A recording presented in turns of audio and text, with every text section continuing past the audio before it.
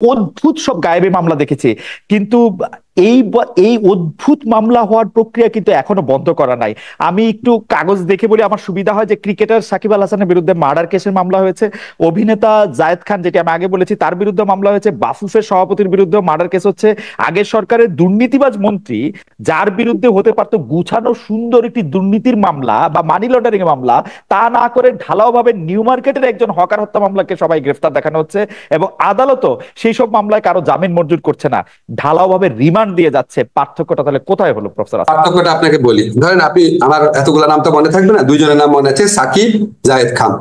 যখন কেউ মামলা করে, মামলা করাটা মানুষের অধিকার, বুঝছেন, ব্যক্তিগতভাবে একজন মামলা করে দিল, সেই মামলাগুলা, এই মামলাগুলা পুলিশ করে নাই। পুলিশ যদি করে তাহলে আপনি বুঝবেন রাষ্ট্র জড়িত আছে। এই মামলাগুলা ব্যক্তিগতভাবে করা হচ্ছে, 1 নাম্বার। 2 নাম্বার হচ্ছে মামলার কারণে, এই যে আপনি সাকিব বলে জায়েদ খান বলেন, unless you are a directly involve political figure, এই উনাদের ক্ষেত্রে কি কোনো গ্রেফতারের ঘটনা ঘটেছে? গ্রেফতার ঘটনা ঘটে নাই। যখন মামলা কোনো মানুষ করে, আমরা বারবার বোঝানোর চেষ্টা করেছি, যখন আমরা পুলিশকে বলেছি মামলা যখন করছে আপনারা একটু বোঝানোর চেষ্টা করেন না কেন, যে এই মামলাতে আপনারা যাদের বিরুদ্ধে অভিযোগ আনছেন তাদের কি আপনার সত্যি মানে বিশ্বাসযোগ্য কিনা অভিযোগটা। কারণ আমাদের যে আমাদের পিআরবি তে কিছু প্রভিশন আছে, হিয়ারসে ধরনের বা গুজব গুজব ধরনের মামলা হলে পুলিশ প্রাইমারি কথাগুলো জিজ্ঞেস করতে পারে।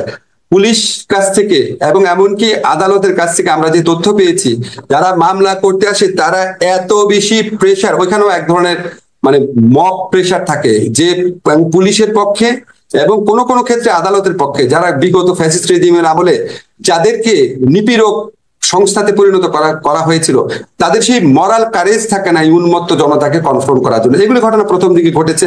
আমরা অনেক চেষ্টা করেছি, চেষ্টা করার পর এটা অনেক রিডিউস হয়েছে। আমরা একটা জিনিস সবাইকে বলার চেষ্টা করেছি, যেখানে এফআইআর মানেই গ্রেফতার না। আপনাকে আমি কিছু নাম বলবো না, বাট কিছু কিছু মানুষ যখন আমাদের সাথে যোগাযোগ করে যে এই মামলা তাদের বিরুদ্ধে হওয়ার কথা না,